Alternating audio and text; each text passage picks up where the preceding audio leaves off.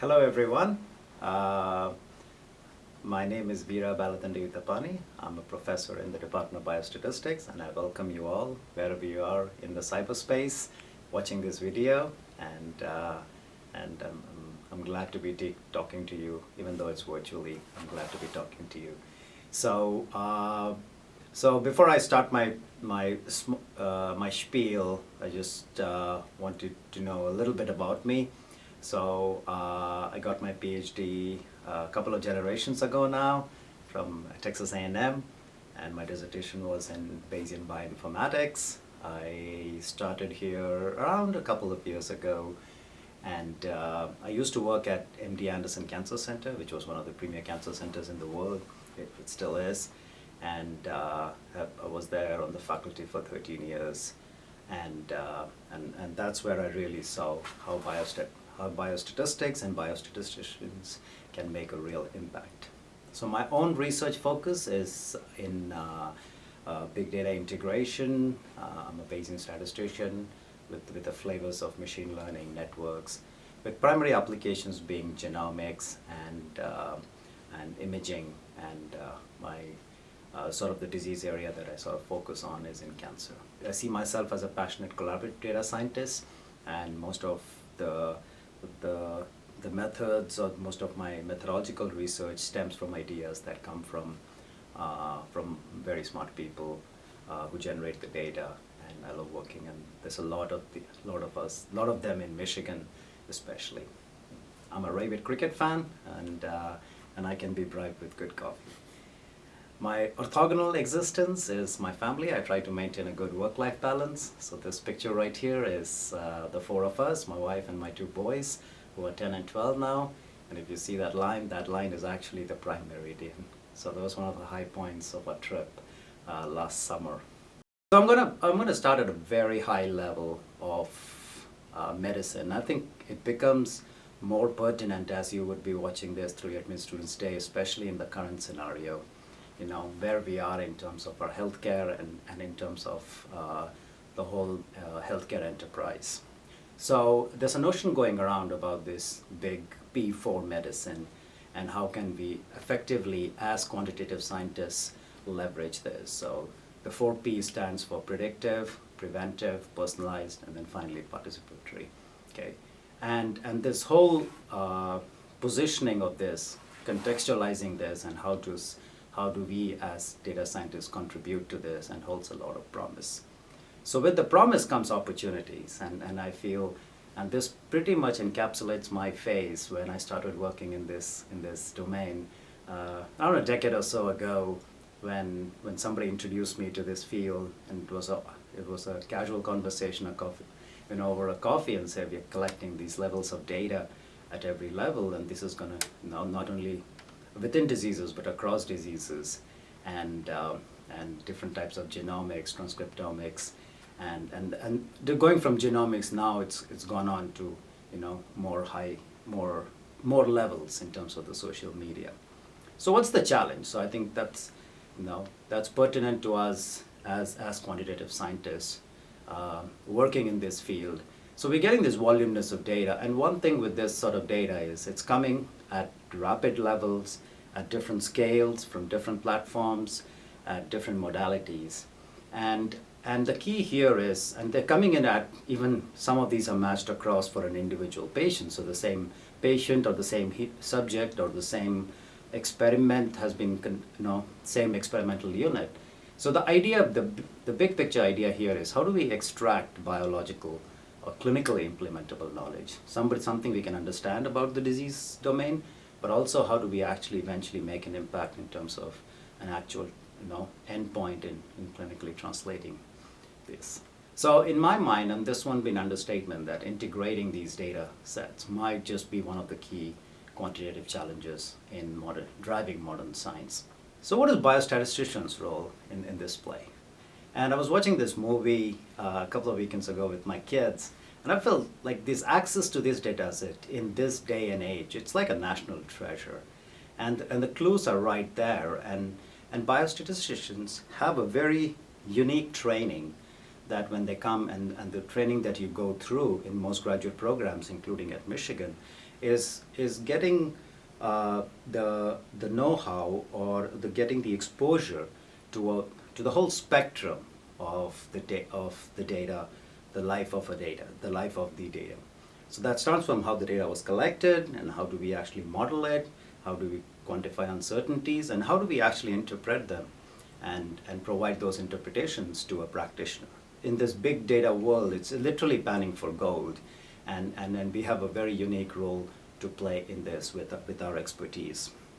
So where does my group sit in all this? My group here in Michigan is called Bayes RX. So sort of these 4 quadrants that you see on the screen, you can break it up by 4 quadrants. One is more on the discovery domain, and how do we discover biomarkers, and there are different methods of doing biomarker discovery, and then also looking at networks.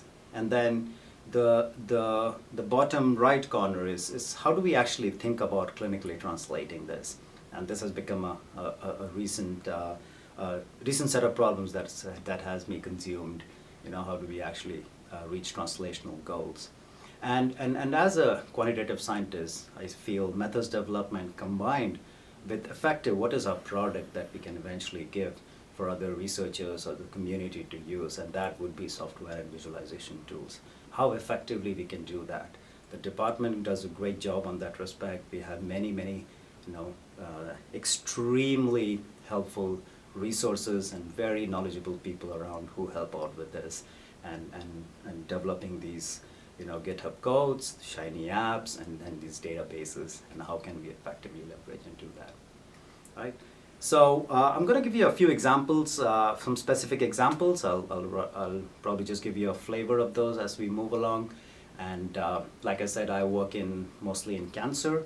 So the cancer has a whole life cycle in terms of what are the precision medicine opportunities in cancer, or the precision medicine research in cancers, or more specifically precision oncology. So the circle here you see is sort of the life cycle of how research is done, now how the data is collected, that it's analyzed, and sort of where we fit in. So my research and the students and my group that we work with is on data integration. So we have developed a few methods on how to integrate these different kinds of data sets, and how do we bring in some biological knowledge and structure in including this, and that includes both genomics and imaging. And as I mentioned earlier, one of my key pet topics is right now going into more personalized inference domain. So how do we do personalized inference now that we have this volume of data? It provides us a rich opportunity. So this concept of personalized networks in cancer that I've been working on, and a few of the students who are here working on.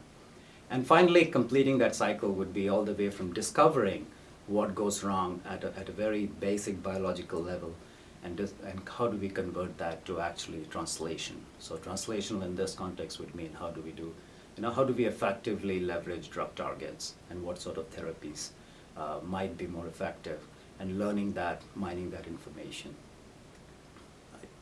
So I'll give you a brief, like a high-level overview and a flavor of what I mean by personalized networks. So typically, when one starts doing modeling, one assumes there's a population. So this comes from actually a collaboration of mine with a multiple myeloma physician. Multiple myeloma is one of the blood cancers. It's one of the forms of cancer that forms in the bone marrow. And one thing, through our conversations working with an oncologist, they wanted to understand, like, how does the genomics of a particular person change with the stage of the disease. So the different colors you see is the stage of the disease. As you go from green to more yellow to more pink/red is the more aggressive disease. So that's stage 1, 2, 3. And how do we build networks that might be representative of these different subgroups? So if you look at networks, these have different interaction patterns. So this could be networks among what are usually some genetic unit. So it could be genes, it could be other aspects also, or proteins, right? So the idea being that if you have two people who are sort of on the boundary, the yellow and the green boundary, would you expect a lot of changes in them? How do we effectively So we came up with this concept of evolving networks, like as the disease evolves, looking at this as a continuum and how do these networks change as a disease continuum.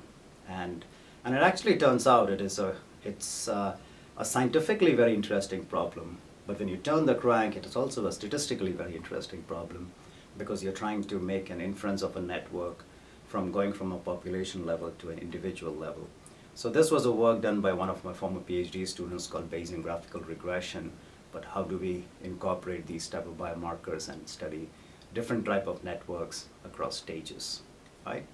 And this is some more recent work done with a couple of students here at Michigan. This was a paper where we tried to do this, the same concept of personalized network modeling across both human tumors, but also cell lines, which are models that are actually perturbed by drugs in laboratory settings, right? And this was a recent paper done by Rupam that just got accepted for publication in Journal of Clinical Oncology, one of the top clinical oncology. And the basis of this was actually a method that can estimate this, but led to some really nice scientific insights. And this is another example of a project that another student of mine here in Michigan, Qingzi Liu, did, where we sort of came up with this network-based matching of patients and targeted therapies. So when we started understanding like how do we match the right patient to the right drug, we thought, why don't we use a very similar concept of like Facebook? You know, if you're a friend of a friend, and then if two people have a large set of common friends, then naturally there is a recommendation that you should be linked to each other in some sense. So it's sort of a similar idea that we have built into matching these targeted therapies. Is these targeted therapies are studied on cell lines and they have patient level. So if you can build a network across these different sort of what are called model systems, then you can figure out that missing link that's shown in blue here between a particular patient and a particular drug or a set of drugs.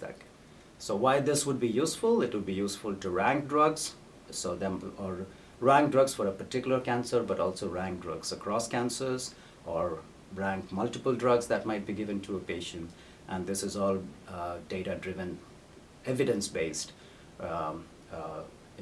mining all the data that we get.